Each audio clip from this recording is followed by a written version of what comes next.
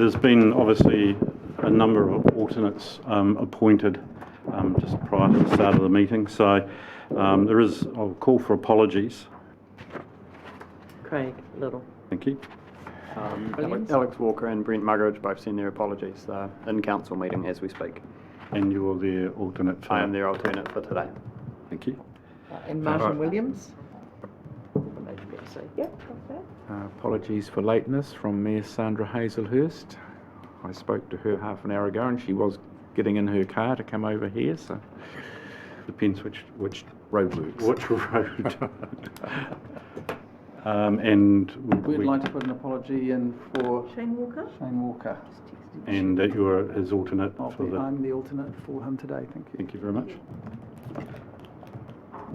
Can we have a mover and a second, please? Of the... I'll move. Thank you. A second.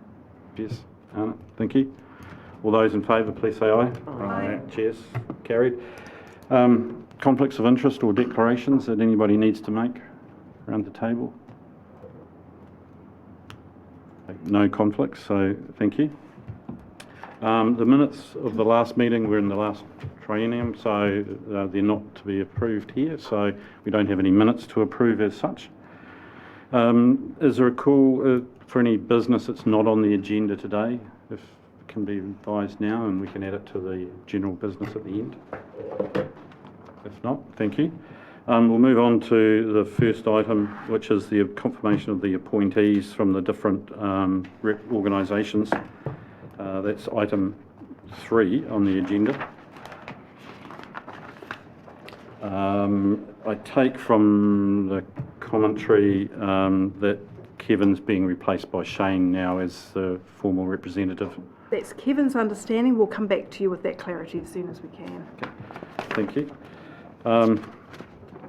In terms of the recommendations then, first of all it's to receive and note the confirmation of the report, and then the second is to confirm the appointment of those appointees that are currently listed, with a corollary that the DHB will confirm theirs. Would someone like to move that? Happy to move. They accept it? Again. Thank you.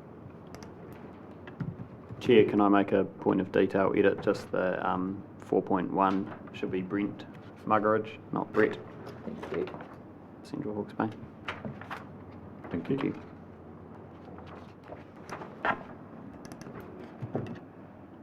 All those in favour? Aye. Against? Carried. Thank you. Item 4 is the adoption of the drinking water governance terms of reference. They've been included in the agenda. They haven't changed in any way from the last terms of reference. I understand that each of the councils have endorsed the terms of reference previously, or all the organisations here have endorsed the terms of reference. And so the current recommendations are to receive and note the report, but then 2, agree that the decisions to be made, again, as per the agenda, and 3, that they be adopted as by all the participating agencies. So would someone like to move? Chair, before we proceed to the vote on that, I just wondered whether it might be worth making a note that at some point, potentially during this triennium, the drinking water regulator may change. And I suppose it's a question as to whether or not needs to be in the terms of reference, but I presume there would be an invitation to the new drinking water regulator to participate in this meeting. I mean, certainly there will be. I guess the question is when and who, and so we'd probably propose that we continue with the current terms of reference and deal with that when it arises. We could make it point 4 note that there will potentially be a change in the regulator, and that the terms of reference would need to be reviewed at that point, if you're comfortable with that. Mm-hmm. Are those here comfortable with adding bullet point 4 to the recommendations? Yes. If so, can someone like to move those amended recommendations? Yep, Thanks, happy to move. Emma. Thank you. Seconder? Yes. Thank you.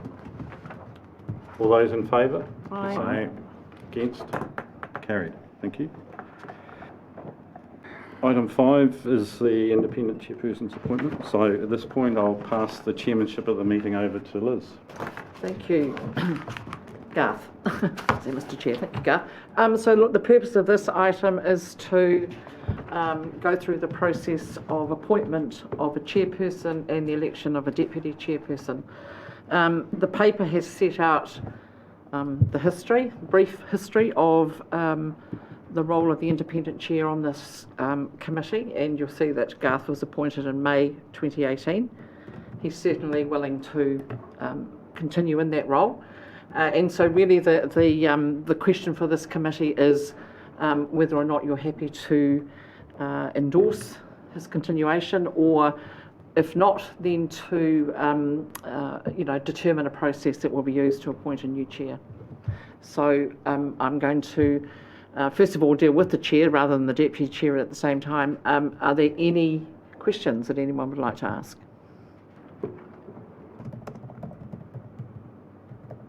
Can I just make the only point, and I do have a conflict because I do chair the Three Waters Improvement Committee at Hastings, and so I declared that obviously prior to my appointment in 2018, and obviously make that perfectly clear.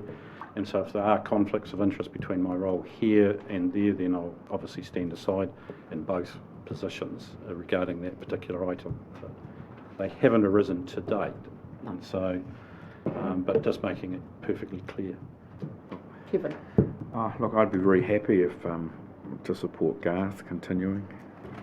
Would you like to And I'd be happy to move that. move number 1, 2 and 3 then of the recommendations? Yes, I would. Thank you. Do I have a seconder? I'll second. Thanks, Nigel. Any comment? Any further comment? All those in favour? Aye. Against? Carried. Congratulations, Garth.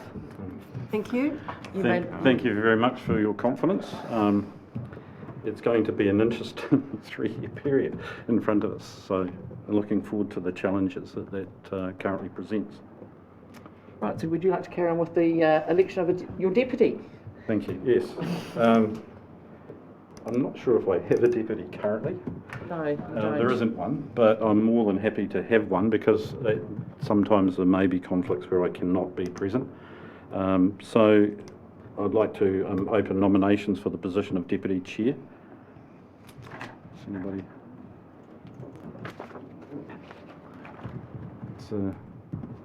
Anyone in particular wanting to assume that particular role?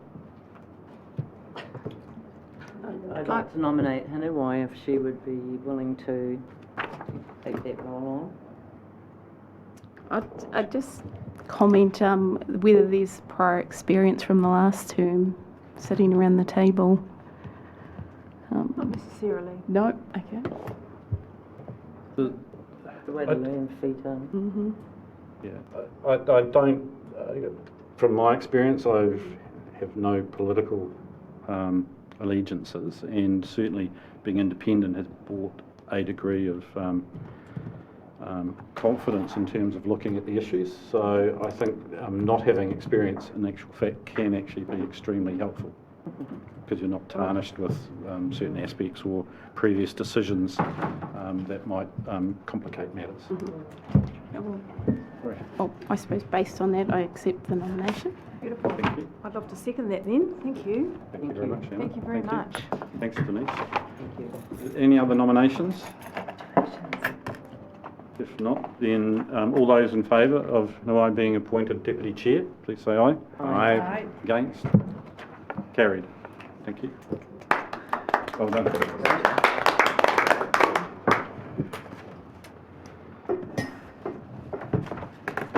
We're now moving on to item 6 on the agenda, which is the potential of the governance group making a submission to the government regarding the new drinking water regulator and the regulations.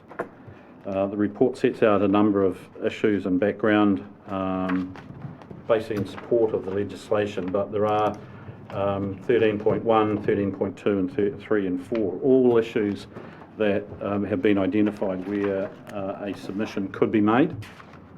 And so at the moment the recommendation is that we receive the report as from the staff, agree that again the decisions are not significant in terms of the criteria, and then I believe we should be making a submission. We've actively led a lot of the change processes that the government has looked at following the Havelock North inquiry, and so I think again we need to lead that process and make a submission. So I would support point 4, and then it's just a matter of agreeing who we should delegate to actually help complete that submission. But I'm happy to have alternate views on that, and whether politically it may be easier not to submit. But I'm open to comment. Can I just say, I've also invited to sit around the table the other officers from the Drinking Water Governance Group. The working group. So again, apologies for some in the gallery that may not know everybody that's around the table, because there's no names for some of those people. So is there any sort of, should we or shouldn't we make a submission? Well, are there any questions on the paper? I guess first of all, we've sort of presented, if you like, an outline of what the bill is about, and I guess from an officer perspective, and other members of the joint working group have looked through this paper before it was finalised to send to you. Where we think potentially there is places for submissions to be made, and there could be further as we put our heads together. Submissions close on the 4th of March. So really it's just from our perspective, from a working group perspective, and we have not had a meeting since this bill came out. We haven't had a meeting since the election. We're very much of the view that this drinking water regulator is coming at us. We want to make sure that, as far as possible, everything that needs to be in place through the legislation is put in place, and we can make there's not too many gaps. So, our key concerns are really around funding and being clear about who funds it. We also have concerns generally about capability, because we're a small country in terms of the pool of people that are needed, and how are we going to actually resource some of these things. We have a question mark around the statutory independence and the status of Taumata Arawai, and also point out that, as proposed, there's no provision for anybody on their governance board to have had any specific drinking water provision experience or knowledge. So want that addressed as well. And there may be other issues that come up as well. But as the chairman's pointed out, really, we could all write our own separate submissions, or we could collectively agree that there will be one from the Drinking Water Joint Committee.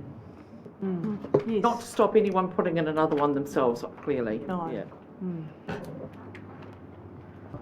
Chair, I'm happy to make a comment from the DHB's perspective. I would support the proposal for a joint submission. Yes. I agree with the questions that you've raised, Liz, in terms of the matters that to be considered. I think there are some additional matters or related matters. I think the functions of the regulator are set out do include the monitoring and compliance, and from our perspective, we think there's a case for there being a considerable deal of flexibility in how that's delivered, because of the potential implications for the viability of our health protection workforce. So that would be a matter that we would be wanting to expand on in the submission. Another one, I think, would be, and it seems to me to be an omission at the moment, the function of participating in regional collaboration forums such as this is not listed as one of the current functions of the national regulator. And in my view, that could very well be a problem. As we know, the information exchange or lack thereof was one of the significant findings of the government inquiry, and hence the need for a joint working group. So I think that would be another point for consideration of submission. And finally, there have been some issues around the definitions in the draft bill that our water team have raised, which need to be worked through, and that could create unintended consequences, because one expects that those definitions will be passed through to the following bill, which sets up the actual regime itself. In terms of the requirement for public health expertise on the board, I note that one of the government inquiry's recommendations was that the Director of Public Health should play a significant role in drinking water regulation going forward. So that was an idea that I thought perhaps we might want to explore as being someone who ex officio would be on that board. No, they're very valid points, actually. Agree. Given that you've got a number of points, Nick, and obviously we need to delegate if recommendation 4 is adopted as such, and I'm sort of getting a suggestion that it is likely to be adopted, we need to agree who the delegated authority is to finalise the submission. So would you care to be one of those people? We have a team already within our protection team. You know, the team here are already starting to work on it, so we would be very happy to work with joint working group members from other councils on that. As the administrating council, Liz, I presume it would come back. Yeah, we'll draft it. Yeah, happy to do that. So in terms of nominating people to be delegated the authority to sign off on the submission, I'm happy to be one of the governance group, but we need one other person from the governing group as opposed to the working group. So can I just suggest, Nick, you're one of the working group representatives, and perhaps either Napier or Hastings need to be one of the others. I'd like to nominate Nigel, who's on the Three Waters, so Are others comfortable with that? And perhaps Craig from the working group to along with Nick? So who's the governance co-signatory? Nigel and I would sign off on behalf of the governance group, and then yourself and Craig from the working group. So if that's the case, then would someone like to move the recommendations 1, 2 and 4 as set out with both the representatives? Can I just ask about recommendation 2 around the decisions to be made are not significant under the criteria contained?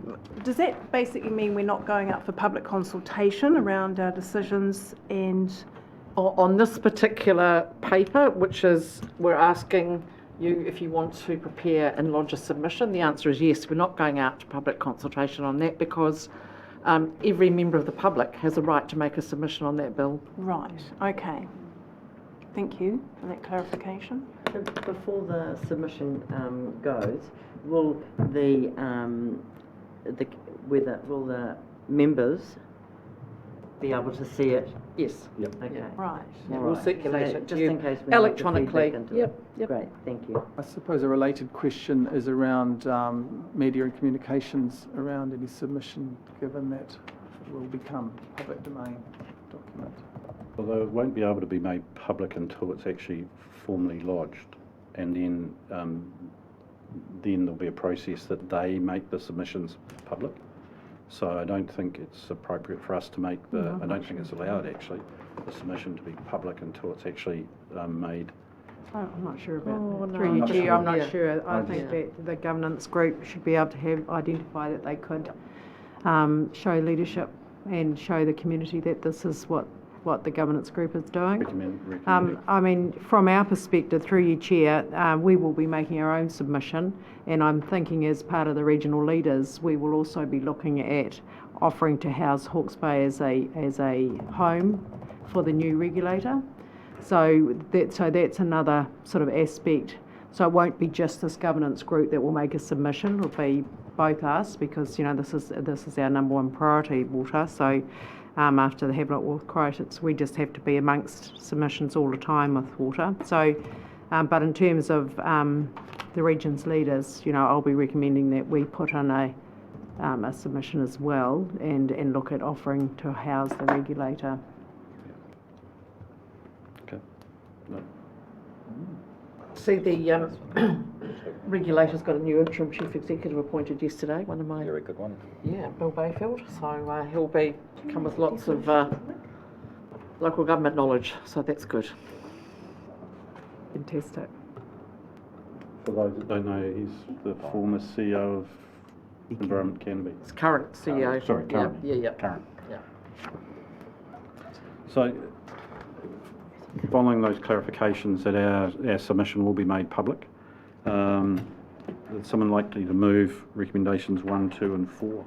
Happy to move. Thanks. No way. All those in favour, please say aye. Aye. Against? Carried. Moving on to item 7.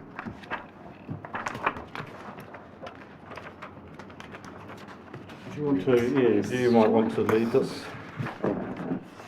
Thank you, Mr. Chair. So look, the last 3 items on the agenda are really information items for you, and we're aware that there's a number of new members on this joint committee, and while you will all no doubt have some knowledge of the background that led to the establishment of the committee, probably haven't been privy to some of the detail that's really gone on in the last 3 years. So essentially, out of the Havelock North inquiry arose a recommendation, or you could call it virtually an instruction from that panel to have a collaborative forum initially between Hastings District Council, the Regional Council and the Drinking Water Assessor and District Health Board to deal with a number of immediate matters that needed addressing as part of the actual Havelock North water supply.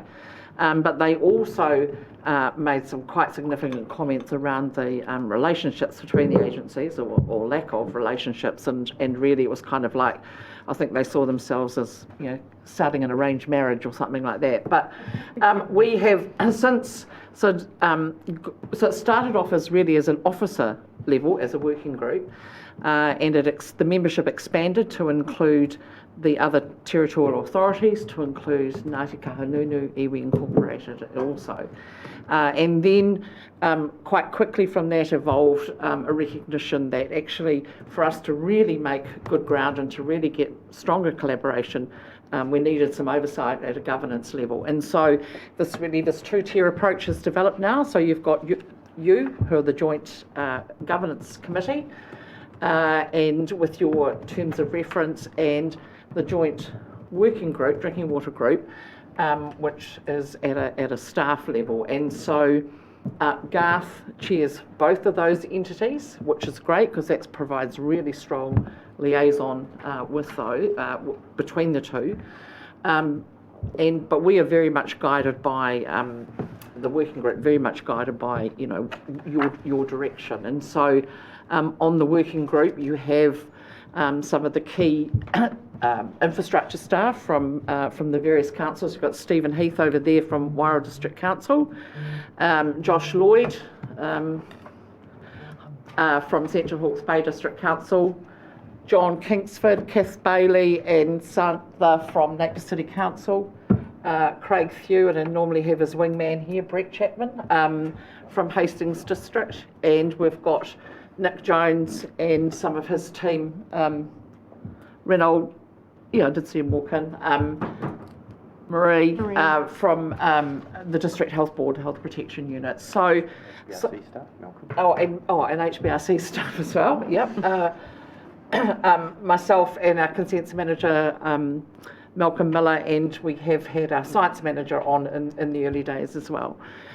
So effectively what we've done is collectively, both as a committee and as a working group, is we've moved from very much that initial focus around getting everything fixed in Brookvale Road and surrounding areas through to looking ahead and working much more at a much more strategic level.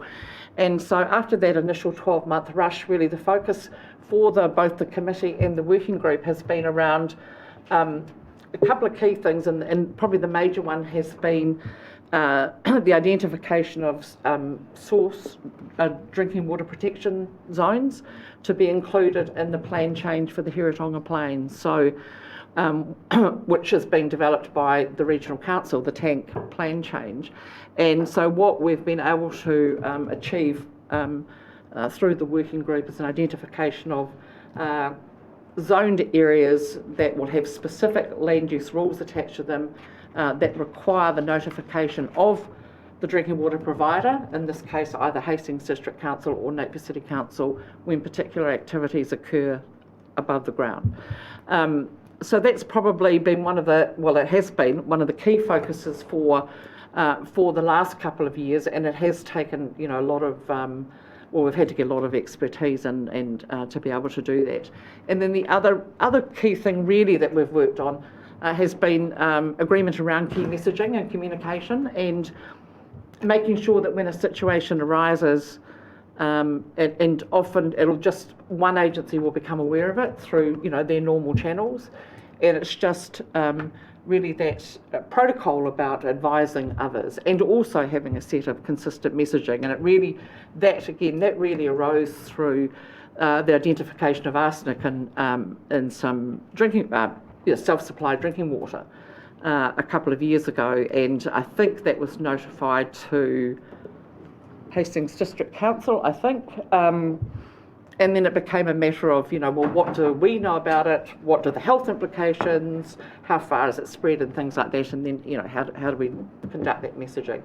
So communication, source protection zones have really been the focus of the rest of the last 2 years of these committees. But I've set out in the paper under paragraph 10, which is the table, really the roles and responsibilities of the Joint Committee, and I guess corresponding roles and responsibilities of the drinking water group. And your roles and responsibility are very much around directing us and telling us what your priorities are for us to be able to work on. So I'm not going to go through that whole table or even the whole paper, but really I just really wanted to I guess leave you with a message that actually certainly at a working group level it's working really well, and my sense is at a joint committee level it's working well also.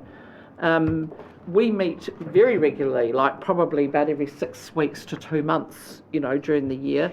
The joint committee may only meet a couple of times a year, so you have less, I guess, opportunity for interaction, but certainly at an officer level we do a lot of work together. We are, another paper will really be looking at the work program and the work plan for the next year to 3 years. So I will leave that for that discussion, but I'm happy to take questions now about this current paper about your roles and responsibilities. Can I just ask, the work that's being done around the aquifers and helicopters? Coat hangers, yep. Yeah. Yep. Where does that sit within the work plan, or is that a separate, complete piece of work, or how is the information from that going to be dovetailed into the work that's been done to date? Yeah. Sorry. So that's that is a separate piece of work to this committee. It's a part of the overall science program of Hawke's Bay Regional Council and understanding the aquifer, or aquifers, plural, and our groundwater resource. But when we know the information, and it will be a while before it's all collated and presented, but this will be one of the key. You'll be one of the key clients to know exactly what we've learnt as soon as possible. Thank you. Any other questions of Liz? If not, the recommendation is just to receive and note the report. Would someone like to move accordingly? Happy to move. Thanks, Kevin. Seconded by Denise. All those in favour, please say aye. Aye. Carried. Moving on to item 8, the Three Waters Governance Funding Review. The paper's there, but I might ask Tony Goodlass to give us an update on where that sits from the CEO group level locally. So, and that might provide more questions before we accept the paper. So, thank you, Chair. In terms of the report here, I'll just summarise the report and also add a few additional items that are relevant to the project. So, obviously, since we met at the Regional Leaders' Day, sorry for the DHB and other parties here weren't privy to that, but we had an update on the review itself, and subsequent to that, in January, we had the approval from government following our application for funding to help us deliver the key components and stages of our review. So that's great news, and I'd just like to say that's a testament to the regional leadership and collaboration that we have in Hawke's Bay around water as our #1 priority. That's been recognised by the government in terms of the criteria for the application and how it's been evaluated. So our collaboration is absolutely critical to that funding. The money itself will now enable us to continue with further detailed analysis. We've done a first phase approach looking at the different options of models. Now we need to really look at the impact of some of those models on councils and our people. And it was some time ago we did the work, so we now need to test that. There's also obviously been announcements around new regulation, new potential standards. The models need to be adapted and tested against that. And as part of the project itself, that needs to be resourced up with support. One of the key aspects, or two key aspects of the next phase is communications, strategy and plan. Obviously, any report will go to our CEs and then onto our councils for receipt and decisions about the next stages. But it's really important, we think, as part of this, that there is a significant pre-engagement communications plan, so people really understand the why we're doing the Three Waters review.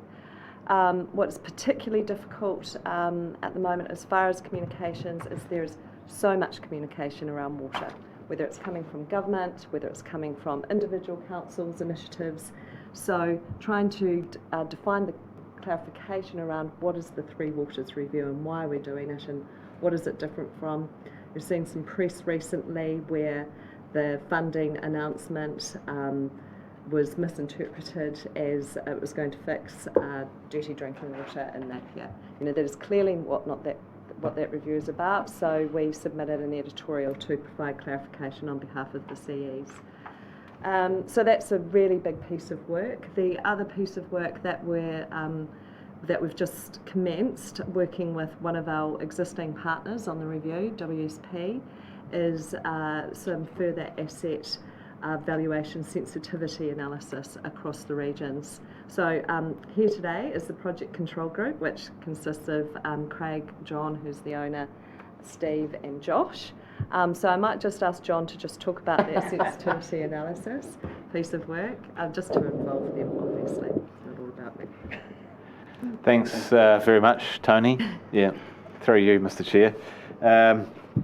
Part of the first phase of work around the different options that were developed and explored to address, firstly, the government's concerns around the Three Waters system, but also that look to preserve and protect key principles for the region of Hawke's Bay, hinged around basically the relative equity that each partner in any potential solution might bring to the table in terms of the value of assets. Within those valuations, it's an established process. It needs to be, or should be, and probably will be consistent across each of those valuations. But there are variables in the valuation around asset life primarily, and unit rates for the valuation of those assets. So the piece of work that we're engaging WSP in is to understand any relativity between the unit rates and the asset lives across the partner councils, and to explore any differences and whether those differences are reasonable, and if not, how some form of rationalisation of those aspects of the valuation might impact on the total value of assets that are being used in the model. So it is very much a sensitivity analysis, looking for any materiality in terms of the risk of that value. And without getting into way too much detail about the complexities of evaluation, we are looking at where the bulk of the value lies, and perhaps some of the more technical aspects associated with treatment or pumping facilities. They're very specialist pieces of kit, so it's not about examining that in detail, but more about relative risk, I guess. It was maybe a little bit too technical. Did everyone follow what I was trying to convey? It's a sensitivity analysis. Where could it be different, and what impact does that have on the overall balance of value coming into the options, basically? So, can I continue Yes, too? please. So with the 1.55 million, what I just wanted to explain is we're not receiving 1.55 million straight away. It's going to be available in tranches, and each of those tranches has a stage gate associated with it. So the first phase is about delivering the report. Once the report has been delivered to the CEs, and on their recommendation goes to council, at that point, and any decision by council, there would be another request for further funding. So it is in stages, all subject to council approvals. So just so you understand the financial side of it. At the moment, I'm undertaking meetings with mayors to get some feedback around the project. I've already had 2 of those, and we'll continue those. Also briefing all the councils on this report that you've seen and any further updates. And the good news is yesterday we were advised that DIA, the Minister for Local Government, is actually taking a delegation to Tasmania at the end of March. And that delegation is to review the model or the approach that Tasmania went through when they reviewed their models and structures for water services delivery. So Hawke's Bay has been invited to be part of that delegation, and we're just confirming who will attend on Hawke's Bay's basis. So it's great news to be part of that, and I understand that there's another group representative of councils around New Zealand. Are there any questions? It's probably the end. Tony? No. Yeah, just a couple of questions around the next steps and the detailed analysis. Yes. A couple of things. Is there going to be any analysis on the regulatory aspect? So I'm thinking in terms of if there's any kind of amalgamation of supply or a model that did do so, would that potentially change the allocation of responsibility as the water supply as an entity from a regulatory viewpoint? So just thinking at the moment the councils are deemed to be water suppliers, but if that were to change, there would be potentially a change in who would be the regulated supplier. I think as part of the review, we're acknowledging that the changes that are coming about and any impacts on that from a governance perspective. But predominantly, this is about the water services delivery model, unless anybody else wants to make any comment on that. And just a related one, well, not really related, but in terms of the impact in terms of costs, to the recipients of the services and the funding model. Is that part of the detailed analysis? Absolutely. One of the key, when we got together in, I think it was January 2020, we defined the key principles for the review, and part of that was about affordability. Right. Was a key consideration. And with the investment in infrastructure, these are the communications messages that we need to get out to understand the why we're doing it, and that's a significant consideration. Through you, Mr. Chair, if I could just add to what Tony said there. Part of our the models that we've developed so far recognises the potential for regulatory change. We obviously have some information in front of us now that we can try and anticipate. The ability to do that in detail may, depends on how quickly that moves. But one of the principles that I mentioned principles for Hawke's Bay a bit earlier, and that was about protecting our local communities. So the affordability of Three Waters services in those communities inherent in that principle, and that is well recognised as a challenge for all of us going forward in that time frame. Thanks, John. Can I just ask, does that also include availability? Because it was late in the piece where the working group started to look at or did have the allocation issues, and it's within the mandate of the Three Waters, this group and the working group, and we only touched on it very slightly with CHB, but is that part of the work within the group as well, the availability of water? This is, through the chair, this is really about the strategic level of how water might be managed in the Hawke's Bay. I think that's a level of detail that we haven't touched on, and it's quite an unknown. Obviously, we've got prompts in terms of the proposed tank plan change that will drive a greater level of oversight in terms of allocation of water and efficient use of water. So I guess inherently we're anticipating that will come. To be able to model that into the detail that's required is probably quite difficult. It's just for the benefit of this group, then it's outside. I think it's a good question to have asked. Absolutely, I have no problem with that. Yeah. But I do believe it is sitting outside, and we all recognise that that's a challenge that will have to be addressed by any aggregated or individual water supplier as we move forward.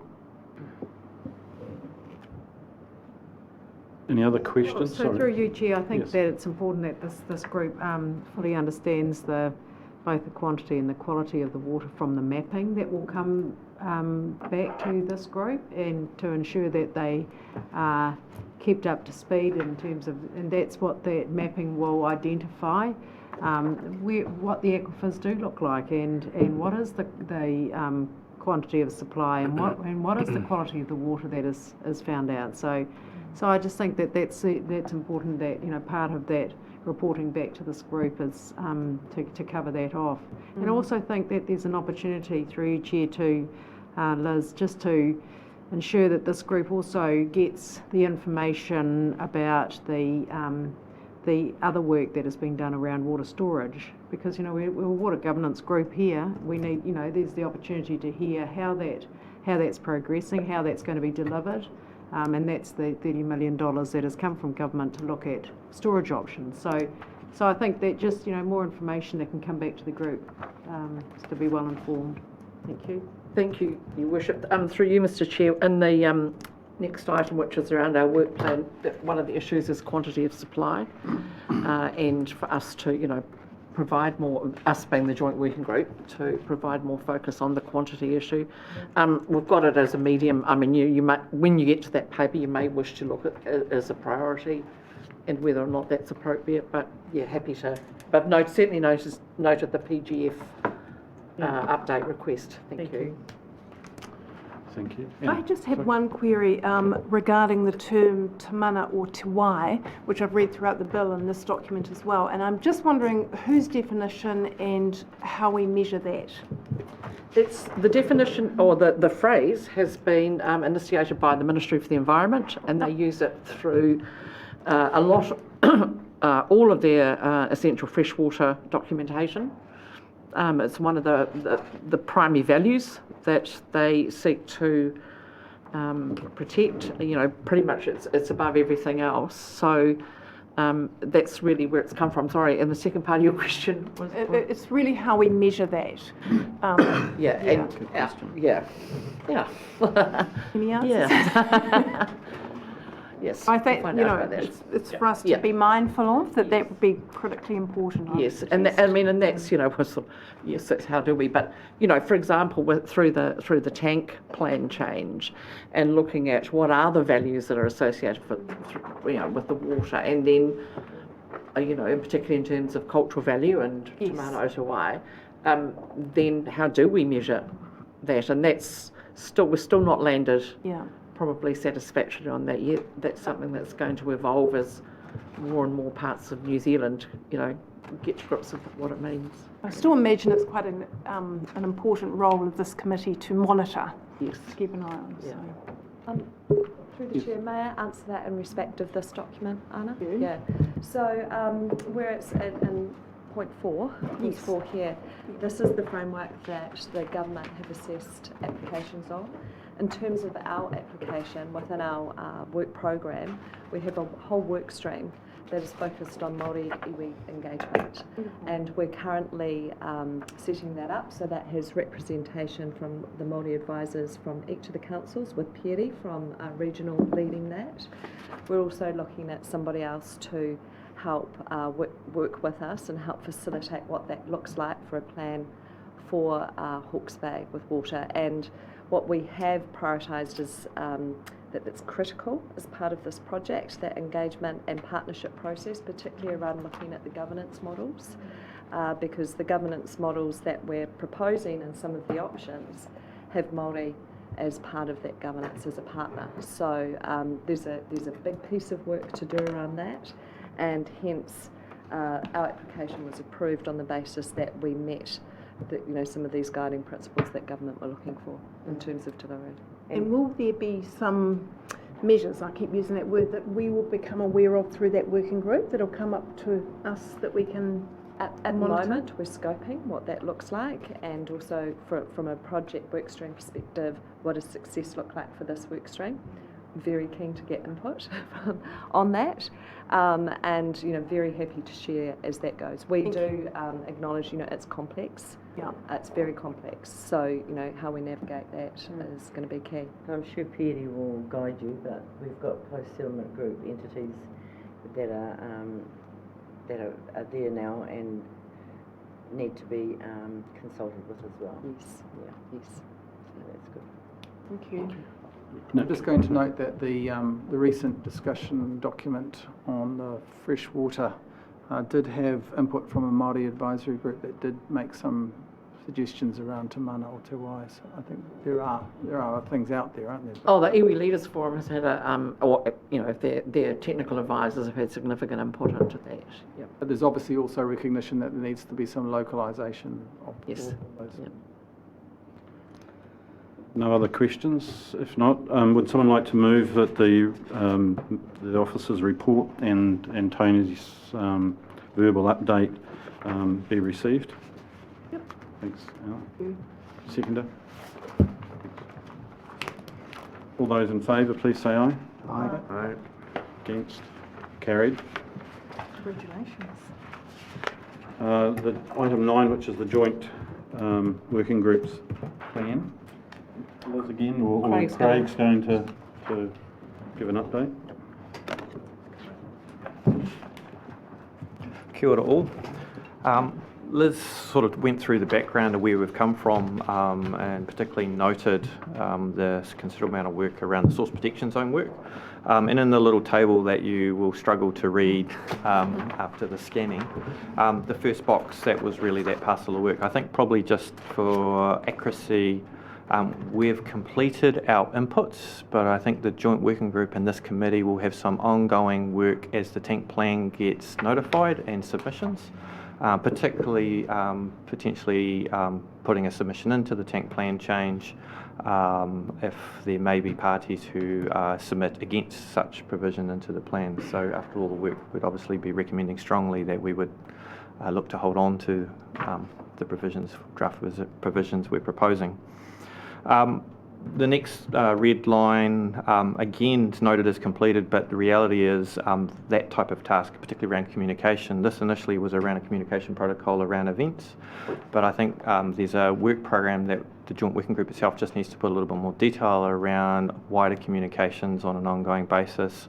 And we talked a little bit around creating more water or enough water so we can supply, but there's actually a regional discussion, I know at least in around how we might consolidate and help our community understand how to use water efficiently. So I think that will be a work program task. There's no point each of the agencies in a drinking water sense doing this individually, and so the whole point of the Joint Working Group in this governance is we can consolidate how we do that. It's much easier to actually tell a story and work with each of our communities. Each community can add a bespoke piece, but actually if we'd largely consolidate, A, we can share effort and resource, but B, our communities listen to the radio, the same radio, so like at the moment we've got a slight discontinuity with restriction levels, and so it just can confuse the community. So I think that's an area that will be part of that when we adapt communication and learnings that we'll carry on working on. A huge piece of work, but extremely valuable one, is the third red blocks. And technically it's named Federated Approach to Data Management. In simple terms, that piece of work, and this will take a bit of time to work through, is each of our agencies around this table have massive amount of information. Some of it is easily available electronically. A whole pile of it in terms of, say, consent reporting is in written form or Word documents that's not easily obtainable. And we're missing a treat in terms of sharing information between organisations, but also monitoring longer term trends by not actually having a federated approach to that, so we can see trends and see issues before they arise ideally rather than after they arise. So that's that was always the big piece of work in terms of programming and working out how to move forward once the source protection zone work moves forward. And similarly, I know, Nick, there's limitations, but we also talked about the health data going through, so if there are health effects going on. I know, talking to Ministry of Health, and who knows what their role is when new regulators come through, they have a tool which does 10% of the job. We just need to be able to share our information far better, far more seamlessly, and use each other's information for a better end game.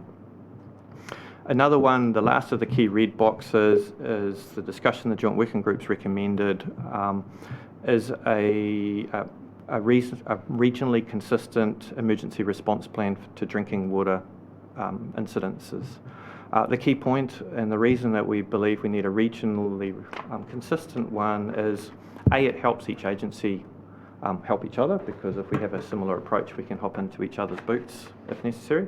But particularly for the DHB or the future regulator, and for Hawke's Bay Regional Council, and for when we're working with Ngāti Kānunu, is they're working with each of the TLA's water suppliers, and it's easier for them to work in a consistent fashion with each of the councils rather than each of us talking different language and approaching in a different way. And of course the consolidation of resources. So that will be a parcel of work which will be a key focus. The task list does include a couple of hangovers from the old, and you'll see in comments occasionally Nathan Geddy, who was one of the... It was the board secretary, really. Prosecutor by trade and approach. But what it turned into, one of the other items that the Joint Working Group has been working through a program on, which is the first orange blocks on the page, is each of the councils at the Joint Working Group share an update of their water safety plan work, key learnings, key findings and approach. So at the moment the way that's working is just for each of the agencies to get a bit of a learning, shared approaches, bit of recycling of approach, but also a bit of a collaborative peer review around, have you thought of this, have you thought on that. in time, and it'll be something for this committee to think about, that potentially can move through to a bit more of a report back to this committee at a governance level around what the key risks that might exist in each of the areas are and what the key opportunities across the region. So there's a regional view that can be presented, and whether that needs a more of a regional input to help each other out.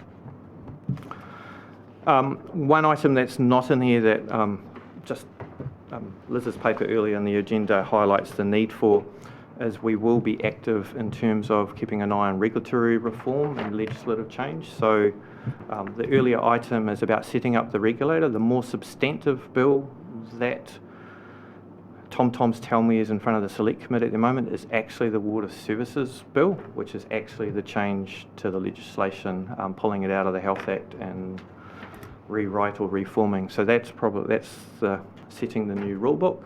So that will be the joint working group will focus on that and provide advice back to this committee and obviously all the parent councils. One of the other items in there, the third one down, it's a bit hard to read, nominated self-supplies. That at the moment it's a bit of a watching brief. The reason that's there is how do we help individual supplies, and it might need a bit of a regionally consistent approach to how we help out. The new regulator as it's proposed also will highlight the likely need for us as a cohort of agencies on how we wrap around and help out some of the smaller private community schemes, and also some of the marae and Papakainga development that's happened and going to be happening. The new regulator that we talked about earlier has full oversight over every water supply outside a domestic single serving supply. So if you have a farm and you supply water to a farmhouse or where the shepherd is, you are now formally will be a water supplier, and the regulator will have oversight.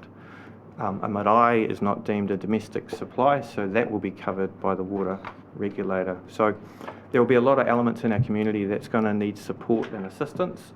We're waiting to see what's in the water bill, but the way the cabinet paper was framed would indicate that a lot of responsibility to help out or monitor will fall back on the TLAs. So it's a watching brief that we need to keep a clear eye on, because it potentially brings more work than we've already got.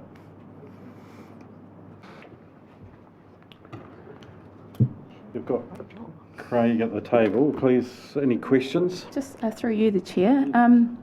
Thank you for your report on the work plan. Report. Well, Liz's report. But I just want to ask around the marae and marae attached to that are usually kohanga, and then you have Papakainga usually in the same area. Has there been any initial engagement with those soon-to-be suppliers around any comms to help them understand what might be coming? Is that part of the work plan at all, any initial comms? So at a joint working group, we've only talked about it at a high level. At my own council at Hastings District, we have talked through with our Māori Joint Committee representatives around this item, and in particularly around our marae development fund that the Hastings Council has to help the maraes develop. And after we work through fire protection and so forth, that's probably helping out with drinking water is likely the next focus, but we'll take direction from that committee. Not to drop Nick or Reynold in, there are some coverages under the existing legislation that captures some of those entities. It's just there's a very shortage of resource to provide that regulatory oversight and assistance as it currently stands. So it's not completely new, it's just the intent in the cabinet paper and some of the timeframes implied in the cabinet paper implies a far greater expectation of oversight and review to confirm anyone who's serving water up to someone else. Yeah, I'd just like to comment back on that. It's just it seems there are a lot of marae and Māori communities flying blind in this, so some initial comms would be a great way to bridge that information gap. Noted. Yeah, thank you. was just going to add, Hinoa, that Ngāti Kahungunu Iwi Incorporated is aware of it. We have had some preliminary discussions with Niall, and TPK, Te Puni Kokore, is also aware of the issue. The new regulator does, of course, have a Māori board as well, so I think it's a matter of timing, but I agree, it's definitely important. The other thing I think that's relevant to that is actually, I think there may be a number of water suppliers that are not currently registered, and that's important because all these due provisions we're putting in the tank plan change in terms of protection of their water source will only apply to registered suppliers. So we need to be encouraging people to be registered. So And these are great practical examples of the time frames that will be instructed of us to be ready for the second bill. Thank you. Can I just ask, I've got my farmer daughter hat on here. So you're saying that farmers that, say they've got a bore and they're supplying a farmhouse, they'll need to be registered, and will they have to have water safety plans? How's this going to work out for them? So the detail of how far the level of detail you would expect to be scaled around what's required from different entities. Obviously, John and myself supplying more than 10,000 people. Yeah. The level of effect is far more significant than on a farm. But the new regulator will have coverage, and the water services bill will have coverage over anyone and everyone who serves water to someone else. So if the farm has a bore and it's just serving their own home, that will be deemed a self-service, and the quality of that water is covered by the Building Act. And there's some idiosyncrasies on definition of that. And so each TLA has a responsibility around managing that provision. However, if a farm, say, has 12 farm cottages, generals, and so forth on a farm, and they had an outbreak and someone got sick, there'd be questions asked around what have you done to understand this, what testing are you doing? There'll be a level of check. So I think a lot of it, and that's the discussion and the feedback we'll be looking to push really hard through the water services, is what is all the collateral to help the community understand what is expected of them, and is the timeframes that are initially indicated reasonably practicable. And can I just clarify, Craig, with that, does that mean if you're a registered supplier, and so if you are supplying more than, yourself, you've got 2 farm cottages that you're supplying as well, and you're registered, or do you have to have a water safety plan as part of that registration process, or It's yet to be determined, and whether or not you will be formally registered or not, I don't think it's clear that situation you'd be registered. Until we see the detail of the water services bill, it's hard to navigate through that part.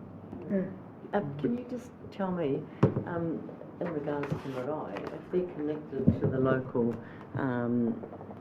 infrastructure, like Wairoa District Council, they're connected to their water supply, as the council's safety plans, water safety plans, do they cover those marae? Yep. Yes. Okay, so it's basically marae that have tanks that aren't connected to a water supplier who has water safety plans. So, okay, so To be fair, that's much So in simple understand terms, it a little bit better. yes, there is a couple of scenarios that could potentially play out different. And in Hastings, we have a private supply, not to the marae area, where we are the water supply to a point of termination. And then that private rural subdivision has a whole pile of storage and pipes that they maintain privately. And so therefore they have liabilities beyond that. We're having conversations with them around whether they should back out of the game, because we don't think they're up to it. Okay, that clarifies something for me, so that's great, thank you. But can I just make the point that you raise around comms to some of these will certainly be an issue with the joint working group. And I think there will also be issues around financial support, because if there's an expectation that treatment is installed in you know, nearly all supplies. Crikey. It's going to be huge. Any other questions of Craig or Nick or John? If not, would someone like to move that the work plan as submitted be approved for the... I'll move Someone that, like to John. move? Thanks, Jimmy. Seconder? Thanks, Nick. All those in favour, please say aye. Aye. Against? Carried. Thank you. Unless there's no other general business that anybody would like to raise that hasn't been indicated already. So thank you very much for your attendance. Again, for those that are new to the committee, it is quite an exciting area to be involved in. It's evolving pretty fast and will present its own challenges as we go through, not only to the individual organisations but also to us as a group. So again, welcome your input and support, and again, the collaboration that's been shown over the last period has been phenomenal, and look forward to continuing that as we go forward. So again, thank you for your time today, and good luck. Thank you. For those that are in the front line. Thanks, Carl.